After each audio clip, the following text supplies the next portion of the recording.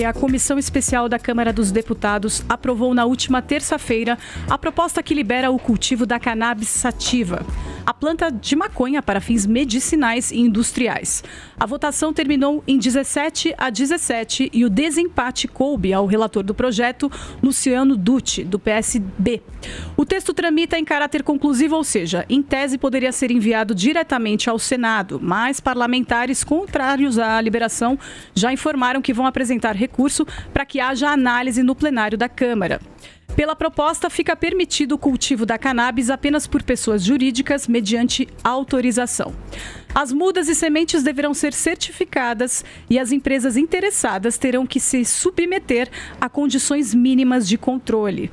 Para falar mais sobre o assunto, está aqui com a gente a médica doutora Carolina Nossetti, que ajudou na construção do conteúdo da lei. Bom dia, doutora, tudo bem? Olá, bom dia. Obrigada pelo convite, prazer estar aqui. Obrigada por estar aqui com a gente, doutora. Obrigada. Doutora, o que essa aprovação representa em termos práticos? Sim, essa aprovação representa o cultivo, a produção e a comercialização da cannabis do Brasil, tanto para fins medicinais quanto para fins industriais. Dentro dos fins medicinais, a gente tem tanto produtos ricos em CBD quanto ricos em THC. Então, todas as quantidades possíveis dos médicos prescreverem estão contempladas na lei.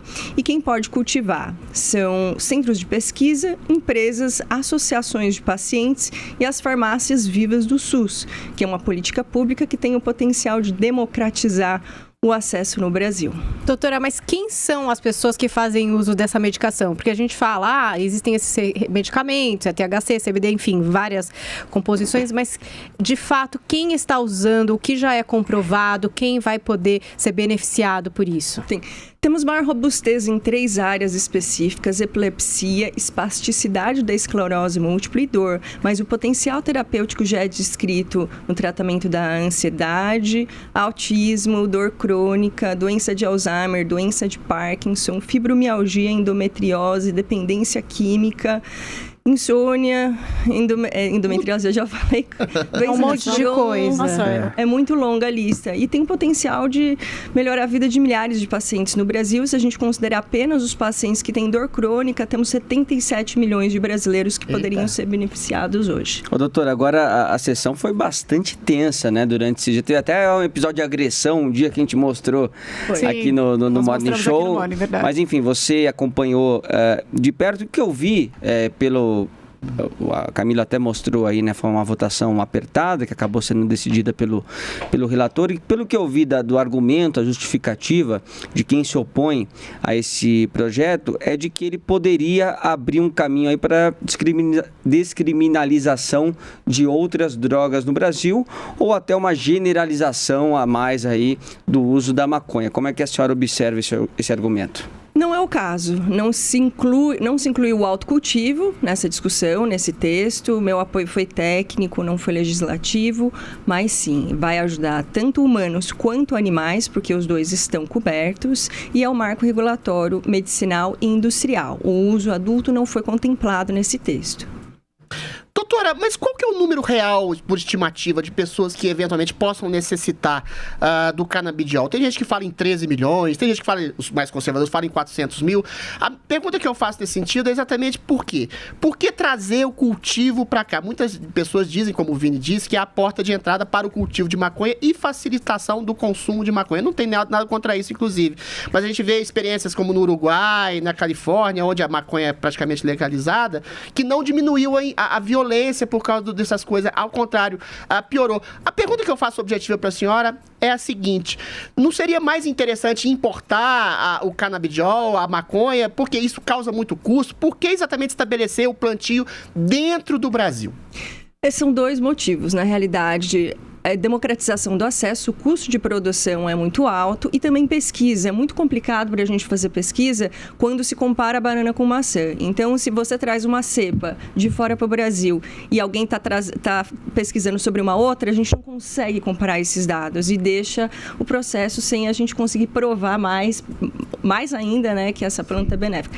Então, não é sustentável economicamente não cultivar aqui, e existe material suficiente suficiente mostrando que não houve nem melhoras e nem pioras. Eu fiz um dossiê, posso compartilhar com vocês, está lá no meu Instagram, da RA Carolina Nossetti, exatamente mostrando que não existem grandes diferenças, nem para ruim, nem para bom, nos países que a regulamentação aconteceu. Lembrando que nos Estados Unidos, a regulamentação do cânhamo, que é uma cannabis com até 0,3% de THC, é federal, então a gente encontra em supermercados, em lojas de conveniência. Agora, nos 38 estados e Distrito Federal dos 50, onde a cannabis medicinal é regulamentada, depende do estado, a quantidade de pessoas beneficiadas. Mas vamos comparar só no Brasil. Se a gente pegar as 5 principais indicações, hoje o pessoal mais pede, né? Epilepsia, autismo, doença de Alzheimer, doença de Parkinson, pacientes usando quimioterápicos, só os casos refratários seriam 10 milhões de pacientes. Agora, se a gente pegar o número de casos de pacientes com dor crônica, que fazem uso de anti-inflamatórios e outros medicamentos, são 77 milhões. É muita gente. Sim. Então, o benefício é muito grande. E lembrando, não só para humanos, mas também animais são contemplados com PL 399. Olha só. Doutora, é possível fazer a fiscalização controlada do cultivo? É a mesma coisa que uma produção de uma medicação na farmácia. Lembrando que o cânhamo... Tem o mesmo protocolo, né? Sim. É parecido, mas a segurança é a mesma. Lembrando que os produtos derivados do cânhamo são mais de 25 mil já documentados. É de combustível à comida. É muito diverso. Mas sim, existe a mesma segurança que a gente precisa ter, por exemplo, para uma morfina ou para um outro medicamento, a gente precisa ter para outras substâncias controladas. Não vai ser exatamente o mesmo controle, mas a gente tem como, sim, ter uma estrutura de controle ideal, nesse caso, para ter segurança na produção. Doutora, eu primeiro queria dizer que eu comemorei essa vitória da lei, porque acho que o Brasil estava defasado mesmo, não esperava essa vitória, veio ali e achei que foi um grande passo adiante para a gente. Agora eu vejo que muitos críticos, eles dizem, mas por que estudam logo a maconha? Tem grandes interesses por trás, né? Os cientistas, os médicos, na verdade, eles têm uma agenda aí. Existe, sim, sinceramente, existe alguma coisa assim? Não, no fundo é uma grande agenda de empurrar droga para as pessoas. Ou realmente a maconha se revela e os derivados dela se revelam muito úteis na pesquisa e na medicina? Não, muito úteis. Eu não estava no Brasil, fiquei fora quase 10 anos e eu voltei só por causa disso. É um grande impacto. São pacientes que não têm outras opções terapêuticas, são pacientes que já tentaram de tudo e nada resolveu. Então eles precisam de uma opção. E não é só o CBD ou o THC, são mais de 480 compostos já documentados. E eles têm segurança, o efeito colateral muito baixo quando a gente compara a outros produtos. Eu também comemorei muito, passou a votação na comissão, agora vai... Doutora, uma pergunta. A senhora é a favor do recreativo da maconha? Eu sou médica, então vou me abster, assim, de opiniões que foram da medicina. É uma resposta comprometedora. Eu acredito em redução de danos, tá? Para não dizer que eu sou contra. Efeitos colaterais da maconha, do uso recreativo Prefiro isso do que o paciente usar cocaína, álcool... A senhora acha que é uma droga de menor potencial do que o álcool, por exemplo? Sem dúvida. Eu prefiro um paciente meu, como redução de danos, usar cannabis fumada do que usar o cigarro fumado ou álcool. É uma política que se chama redução de danos, sim. Eu tenho essa preferência. A senhora é a favor do uso recreativo da maconha, então? Adriles. Tá bom. Adriles do céu. Mas isso que o Adriles está falando aqui é uma pergunta que não devia se misturar. Eu tenho a impressão que sempre misturam muito. A questão do... Calma, eu tô falando, Adriles, espera um pouquinho onde eu quero chegar. Aliás, até nas discussões que aconteceram ali, a mistura de usuário de maconha, recreativo, enfim, e uso medicinal. Gente, são coisas muito separadas, né? E eu acho que às vezes há uma confusão a respeito disso. Você acha que não são coisas separadas, Adriles? Porque ela mesma disse que a pessoa que eventualmente fuma maconha pode ter alguns sintomas de algum tipo de doença reduzidos, não é isso que a senhora falou? É verdade. Mas pega o uso de morfina, Adriles, uma coisa tão essencial na medicina. Não, eu sei. É uma medicação, é diferente. Mas a questão é uso recreativo, fumo maconha para ficar doidão. E outra coisa ou para melhorar sintomas calma, isso é outra coisa, eu acho. Não é outra coisa. Na minha opinião. opinião. Tá junto. Eu faço quimioterapia, não consigo comer porque tenho enjoo. E existe uma indicação de que se eu fumar aqui, eu vou ter fome e eu vou melhorar a minha qualidade de vida. Eu acho que são coisas separadas, gente. Eu tenho uma pergunta sobre isso, doutora. Os usos médicos de maconha ou derivados, em geral, é na forma do cigarro mesmo ou não? Ou são remédios, gotas? No Brasil, não pode. Joel, deixa eu te dar essa informação. Eu prefiro a informação da doutora que pesquisou assim. Óleo cápsula. A forma fumada e vaporizada não é uma possibilidade. Lembrando assim, com relação a essa questão do uso adulto e uso do medicinal, a planta é a mesma. Sim. É difícil da gente diferenciar. Vou dar um exemplo do quão difícil é da gente diferenciar isso. Imagina um executivo que tem 20 mil funcionários, chega em casa cansado e estressado. Ele senta na sua cadeira para tomar um copinho de uísque. Esse copo de uísque é medicinal, Adriles?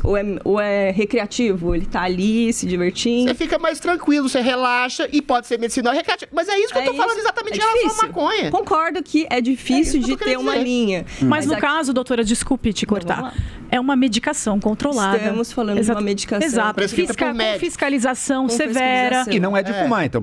E não é de fumar. Doutora, não é de fumar. Doutora, e não é tratado como uma dipirona, não é tratado como qualquer outra medicação que a gente compra na farmácia. É algo extremamente controlado e específico para determinadas doenças. Sim, é controlado. Dentro da regulamentação, ele tem controles diferentes quando o produto é até 0,2% de THC ou mais de 0,2% de THC. Mas sim, existe um controle, é um remédio. É um remédio. Não é um medicamento, porque tem uma regulamentação muito específica do que é um medicamento. Mas sim, é uma terapia, é um remédio. Efeito colateral mínimo, então. Muito baixo. Controlado.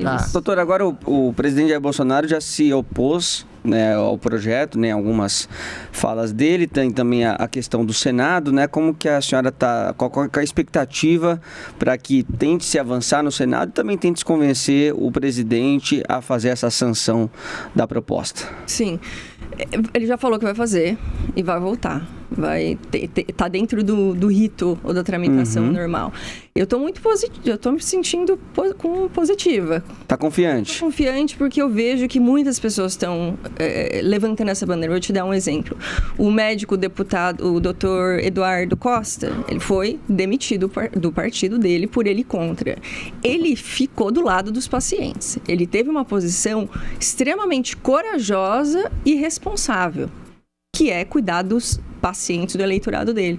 Ele colocou a posição dele política na reta. Se não fosse o voto dele, a gente não estaria aqui comemorando.